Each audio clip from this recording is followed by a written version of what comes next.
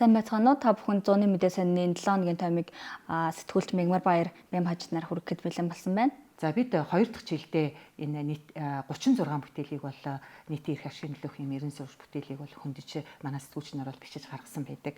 За өнгөрсөн 2024 онд бол нийт 24 материал гаргаж за эндээс мөн хагас хичээлээр 2 одоо шилдэг нийтлүүдээ бол шалгаруулсан байдаг.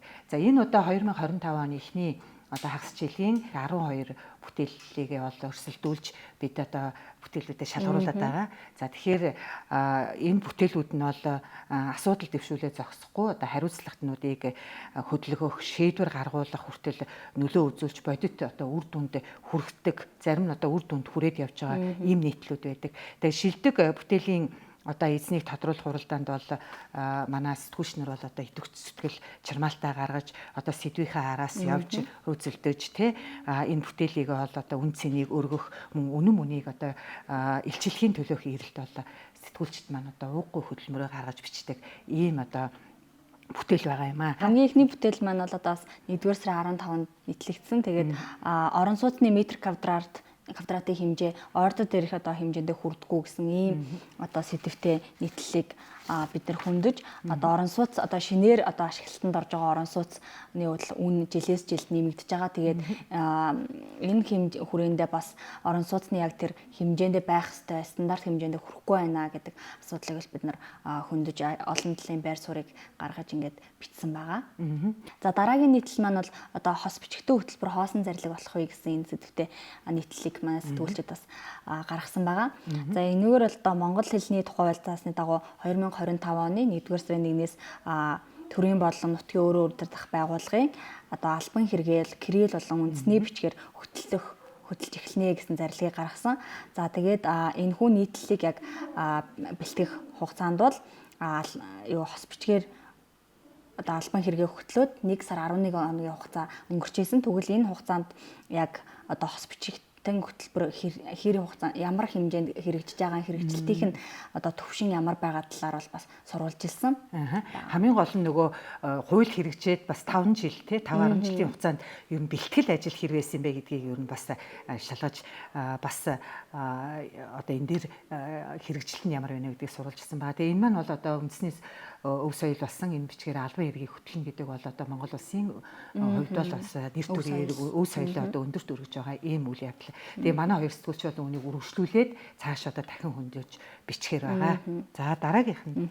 За дараагийн нийтлэл нь бол одоо барьцгүй барьцалдуулагч буюу одоо шахмал түлшний барьцалдуулагчийн талаар бид нар сэдв хөндөж ерөн сурвалжилсан. Шахмал түлшний барьцалдуулагч нь одоо маш олон ийм зөрчлөөдөл илэрсэн стандартаа одоо шинжлэхтэй хортой нэгдлүүдийг нэмсэн. За барьцалдуулагчийн стандарт байхгүй. За мөн одоо 5-7 төлшийн лаборатори нь итгэмжлэлгүй байгаа зэрэг бол одоо олон зөрчлүүд бас илэрсэн. Тэгээд энэ хүрээндээ ер нь бол энэ шахмал түлшийг цаашид ер нь төлж хэрэглэх үү гэдэг бас асуудал дахин хөндөгдөд явсан байгаа. Тэгэхээр манай одоо 12 бүтээлийн одоо бас 3-4 энэ бол яг энэ шахмал түлшний асуудлуудыг бол хөндөж бичсэн байдаг. За тухайлбал шахмал түлшний шаха утаатай тэмцэх цорын ганц шийдэл мөн үү?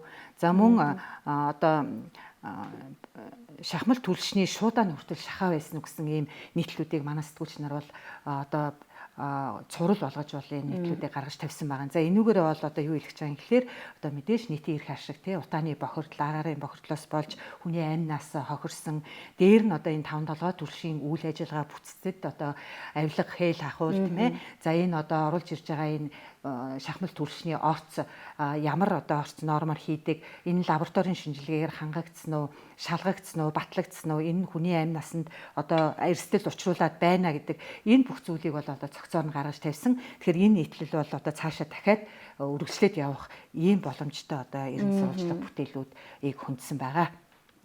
За тэгээд дараагийн нэг нийтлэл нь бол одоо Чимээгүй хотод борооны цэцэрлэг байгуулъя гэсэн одоо ийм нийтлэлийг 4 сарын 30-нд за мөн одоо 5 сарын 14-ний одоо 2 цуврал нийтлэлээр бол хийсэн байдаг. За энэ цуврал нийтлэлийн гол агуулга нь бол юу байсан бэ гэхээр одоо дэлхийн нийтээр эко одоо байгаль ээлтэй технологиор оршуулгын зан үйлийг одоо хийе гэсэн ийм чиглэлд хандж байгаа энэ тохиолдолд Монгол улс ч гэсэн оршуулгын тухай бие даасан хуультай болж за мөн одоо Монгол орон даяар байгаа тийм ээ 1170 энэ одоо оршуулгын газрын цэгт нийт 15,000 538.8 га газрыг одоо эзэлж ингэж байж байгаа. Тэгээд энэ газрууд дээр бол дахин одоо ямар нэгэн байдлаар нөөц даваад ашиглах, байшин барилга барих боломжгүй.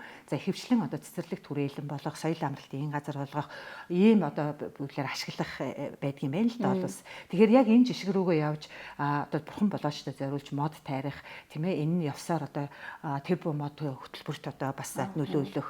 Дээр нь одоо энэ байгалийн хязгаарлагдмал нөөцийг одоо ингээд ашиглахтаа одоо өөрөөр хэлбэл мод, гантик чулуу, газар хүртэл одоо ингээд байнга ашиглагдаж байгаа энэ тохиолдолд бол одоо газар мэдээж тэлэхгүй тий хүн бол хүний амьдрал бол мөнхийн үргэлжилдэг учраас үхэл зовлон бол байна. Тэгэхээр энэ асуудлыг бол одоо дэлхийн нийтэд тий одоо энэ бурхан болоочийн асуудлыг шийдэж одоо оршихтой одоо тэр хүн бордоо болгох ч гэдэг юм уу. За манай Монголын уламжлалт болохоор эсгийн дороогоод газар одоо булдагч гэдэг юм уу. Одоо эн чинь нэг эсгийн чинь байгаль илүү их одоо ээлтэй нэвтэрдэг. Тэгэхээр энэ жишг рүү яваасаа гэдгийг одоо хөндөж оршуулгын бие даасан хуультай болоосаа гэдгийг хөндөж энэ нийтлүүдээр бол гаргасан байгаа даа. За энэ нийтлэл маань бол одоо ямар ч байсан 2025 оны одоо шилдэг бүтээлээр бас шалгарсан байгаа.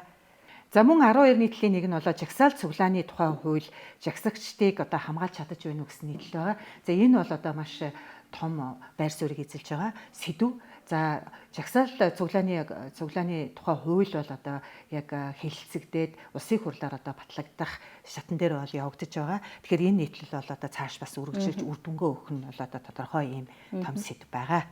За дараагийн сэдв болохоор энэ эзэнгүү лефтэд иргэд одоо хохирсоор байх уу гэдэг тийм ээ эзэнгүү лефт иргэдийг хохирсоор байх уу гэдэг. Тэгээ энэ маань болохоор одоо лефтний асуудлыг бол одоо манай Улаанбаатар хотын ялангуяа одоо маш сайн мэдж байгаа. За сүүл Улаанбаатар хотод нийт 12,000 юм хийт байдаг юм байна.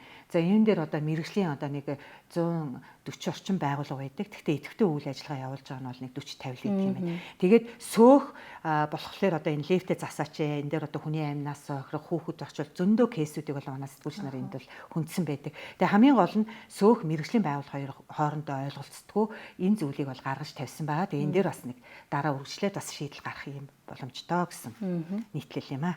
За дараагийн сэдв нь бол одоо яг цаг үетэй холбогдуулаад сургууль цэцэрлэг амарч байгаатай холбогдуулаад ер нь хүүхдүүд нөгөө нэг гэртээ төгжигдэж үлдэх харах хүнгүй байх одоо асуудлууд үүсдэг. Тэгээд энэтэй холбогдуулаад төгжээтэй хаалганы цаана орхигдсон хүүхдийн аюулгүй байдал гэсэн сэдвийг хөндөж бид нар сурвалжилсан байгаа. Тэгээд бид нэр гарц шийдэл гэх юм бол ер нь энэ зуны цэцэрлэгүүдийг нэмэх ёстой юм байна тий. За мөн одоо энэ төлбөрийн хувьд илүү уян хатан байх ёстой юм байна гэдэг одоо ийм гарц шийдэлүүдэд төрсэн байгаа. За одоо манай хамгийн сүүлийн бүтээл бол одоо яг газар дээр нь очиж хийсэн нийтлэл байдаг шүү дээ тийм ээ. За тийм манай одоо сэтгүүлчид Арангай аймгийн Үгийн нуур сумыг зорж одоо Үгийн нуур дээр очиж бас яг тухайн нуурны одоо нөхцөл байдал, бохирдол одоо ямар байгаа талаар сурвалжилж Үгийн нуурыг одоо гүнээс нь цэвэрлэх цаг болжээ гэдэг энэ талаар одоо сэдв хөндөж нийтлэлээ бичсэн байгаа.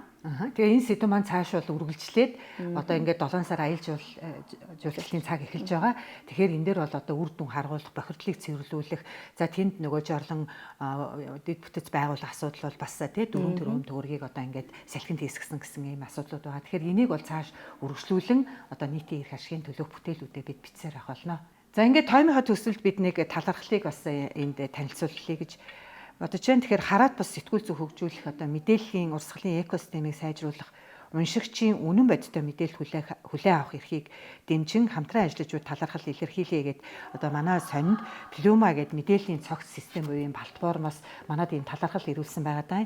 Тэгэхээр энэ сэтгүүл зүйн салбарт одоо энэ системийн өөрчлөлтийг хийе гэсэн ийм Плюма гэсэн ийм платформ нэгдэж байгаа юм байлээ. Тэгээ энэ дээр одоо манай сэтгүүлч нар одоо өөрсдийнхөө одоо нийтлүүдийг тавьж за тэгээ сэтгүүлчдийг бас одоо юу яах хөгжүүлэх, урамшуулах. За энүүгээрээ дамжуулаад одоо тэр сэтгүүлчийн нийтлэлийг одоо сонирхсан одоо уншигчд нь орж уншиж төлбөр төлж унших тийм ийм боломжоор хангаж байгаа юм байлээ. Тэгээд энэ дээр одоо манай тэр энэ платформыг санаачилсан байгууллагаас манай байгууллагт энэ талархлыг бол одоо ирүүлсэн байгаа. Тэгээд энэ нь бол манай одоо системд бас өөрчлөлт дэвшил хийж одоо сэтгүүлч хөгжих, сэтгүүлчид одоо материалаа одоо эдийн засгийн эргэлтэнд оруулах, мөн одоо бол илүү чанартай болох, уншигчтай одоо бүтээлээ хүргэх, тэ сайн болохын төлөө одоо хичээх ийм одоо боломжуудыг бол одоо гаргаж тавьж байгаа. За мөн одоо эргэх холбоог бас их сайжруулах тийм ээ. Одоо бичсэн материал нь маань уншигчд хэр хүлээж авч байна. Миний бичсэн материал одоо хүнд хүрч гэнэ үү? Тэхийн тулд би материалаа нийтлээ яаж сайжруулах вэ гэдэг ингээд маш ийм системийн одоо шин дэвшилт тийм платформыг бол үүсгэн байгуулсан байгаа юм билээ. Тэгээд энэ үүсгэн байгуулсан платформыг бас танилцуулъя гэж бодлоо. За би та бүхэнд энэ удаад 2025 оны эхний хагас жилийн нийтийн эрх ашигын төлөөх 12 бүтээлээ томилон танилцууллаа. Энэ үрээд манай тойм өндөрлөж байна. За манай зууны мэдээ сонин бол олон улсын сэтгүүл зүйн ихтгэлцлийн санаачлага бүхий GTI сертификаттай Монголын анхны хэвлэл байгаа. Тэгэхээр та бүхний ихтгэлж болох их сурвалж юм аа. Ингээд дараагийн тоймороо эргүүлцгаая. 100 түүчэлэх зууны мэдээ сонин цаасан хэвлэл болон цахим хэлбэрээр уншигч танд хүрч байна. Иргэдээ өмөөрч өвчин. Үндэсний өдөр тутмын сонин зууны мэдээ.